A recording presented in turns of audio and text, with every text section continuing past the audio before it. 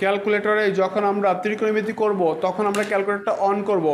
ক্যালকুলেটরটা on করার পর আমরা এখানে ছিল কস থিটা, থিটাকে আমরা এক্স ধরবো, কস তুলবো, থিটাকে এক্স ধরবো, আলফা ব্র্যাকেট দিলে এক্স আসবে, এক্স আসার পরে আমরা আবার দিব আলফা ক্যালসি, ক্যালসি দিলে আমাদের সমান সমান উঠবে, উঠার পরে এখানে ছিল 1/2 √2, 1/√2, 1 তুলবো ভাগ √2 দিব।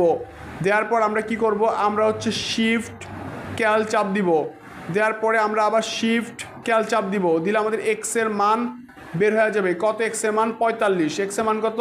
45। 45 এখানে বসাই দিব, এক্স মানে থিটা, 45 বসালে আমরা এখন কি করব, ট্যান আছে ট্যান তুলব, তারপরে আমরা লিখব এখানে আনসার দিব, আনসার মানে 45, তাহলে ট্যান 45 প্লাস আমরা কট তুলব, কট ক্যালকুলেটারে নাই, কট না থাকলে আমরা কি দিব, ব্র্যাকেট 1 ভাগ এখানে ট্যান ছিল ট্যান দিব, ট্যান দেওয়ার পরে আমরা দিব আনসার মানে 45, ব্র্যাকেট দিব সমান সমান চাপ দিব, দিলে আনসার আসবে 2, তাহলে আনসার 2, ডান।